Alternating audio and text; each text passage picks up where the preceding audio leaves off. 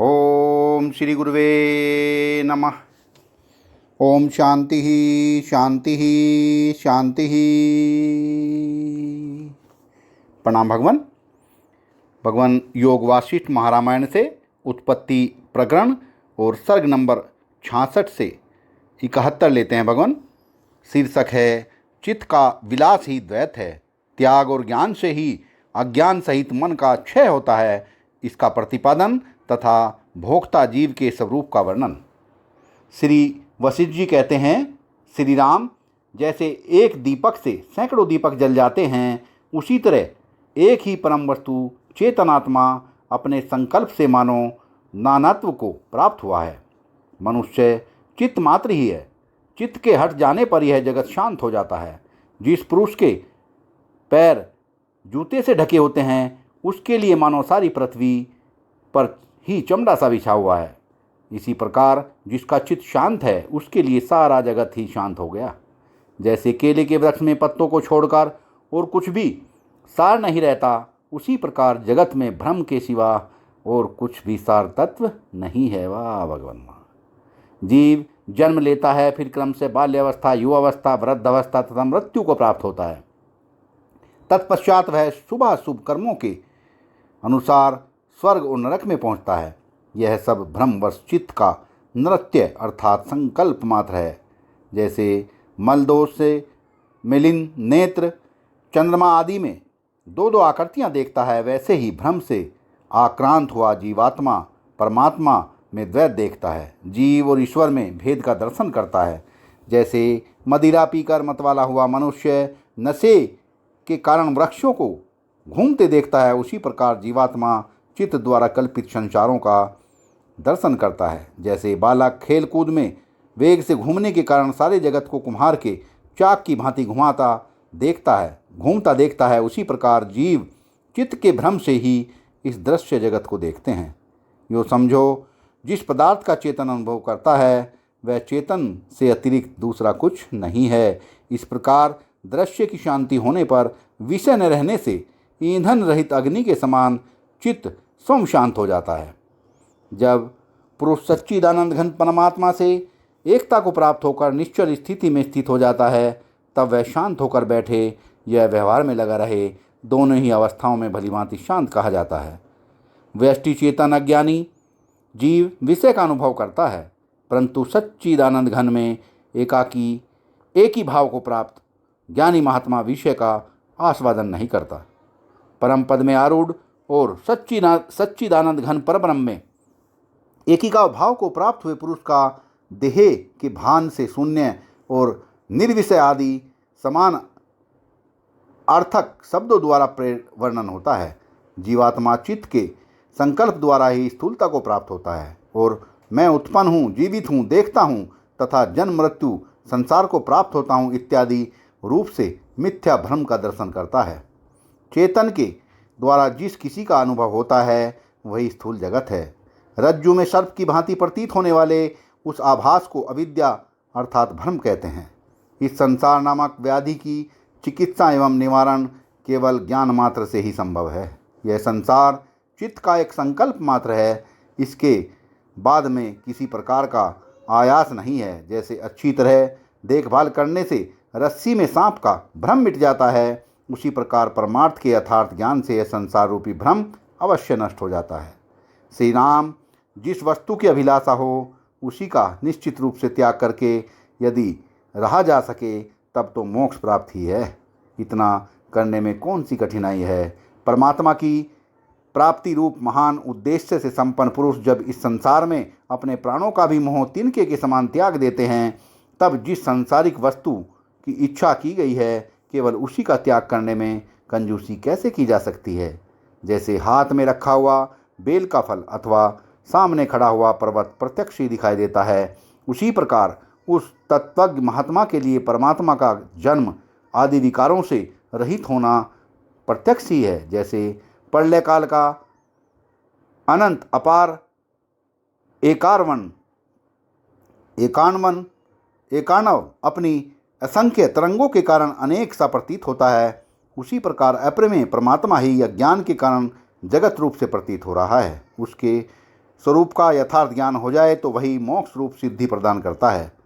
परंतु जो उसे तत्वतः जान नहीं लेता, उसका मन सदा बंधन में ही पड़ा रहता है। रघुनंदन, ब्रह्म सदा संपूर्ण शक्तियों से संपन्न तथा सब कुछ करने में समर्थ है। वह जहाँ जिस शक्ति से स्फुरित होता है, वहाँ अपने में उसी शक्ति को प्राप्त हुई देखता है। सबका आत्मा ब्रह्म अनादिकाल से जिस व्यष्टि चेतन को स्वयं जानता है, वही यहाँ जीव नाम से कहा गया है, और वह जीव ही संकल्प करने वाला है। जीव ईश्वर के अनादिकाल से जो स्वाभाविक भेद हैं, वही जीव के जन्म मरण के कारण हैं। जैसे आकाश में क्रियाशील और अक्रिय वायु ही है, उससे अतिरिक्त कुछ नहीं है, उसी तरह यहाँ सर्वत्र क्रियाशील और अक्रिय सच्चिदानंद घन ब्रह्म ही है, उससे अतिरिक्त कुछ और नहीं है। उस ब्रह्म के क्रियाशील होने पर सृष्टि का प्रादुर्भाव होता है और अक्रिय होने पर सबका प्रलय हो जाता है। उस अवस्था में ब्रह्म ही शांत भाव से स्थित रहता है। जिसने जीव ईश्वर के भेद की कल्पना कर रखी है, ऐसे जीवात्मा को देह की प्राप्ति होती है। वह जीवात्मा ही संसार में संकल्प से नाना प्रकार के विषयों को प्राप्त होता है। यही नाना योनियों को प्राप्त जीवात्मा ज्ञान होने पर शीघ्र मुक्त हो जाता है। उनमें से कोई मंद अभ्यासी तो साधन करते करते हजारों जन्मों में मुक्त प्राप्त करता है, और कोई तीव्र अभ्यास करने वाला पुरुष एक ही जन्म में मुक्ति लाभ प्राप्त कर लेता है। स्वभाव के कारण ही जीवात्मा ब्रह्म और जीव के भेदभाव को प्राप्त हो रहा है। इसी से वह गुणों का संग पाकर कर्मानुसार स्वर्ग, मोक्ष, नरक और बंधन आदि के हेतुभूत देह भाव को क्रमशः प्राप्त होता है। वास्तव में यह संसार न तो उत्पन्न हुआ है, न यह सत्तामान होकर स्थित ही है, तथापि मन का भ्रम इसे देखता है।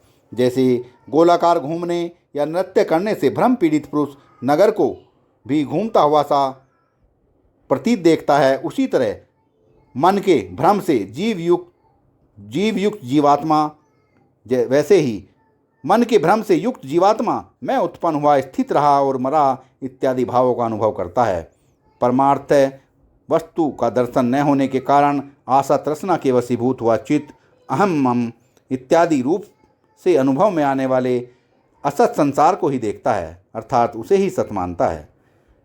श्री राम जैसे जल तरंग से स्फुरित होता है, उसी तरह केवल मन की भ्रांति से उल्लास उत्कर्ष से विस्तार को प्राप्त हुआ यह सभी दृश्य प्रपंच जगत रूप से भासित होता है। व्यष्टि चेतन ही बुद्धिवृत्ति के संयोग से जीव कहलाता है। वह जीव ही संकल्प करने से मन, बुद्धि, चित्त, अहंकार तथा माया के रूप में परिणित हो जाता है।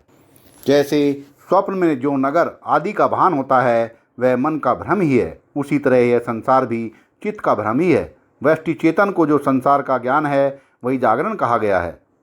सूक्ष्म शरीर में जो उसका अहम भाव है, उसी को स्वप्न माना गया है।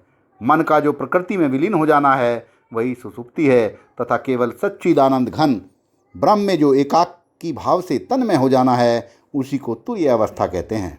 अत्यंत शुद्ध सच्चिदानंद घन परमात्मा में जो अविचलित स्थिति है, वही परिणाम में विकार रहित तुरीयातीत पद है।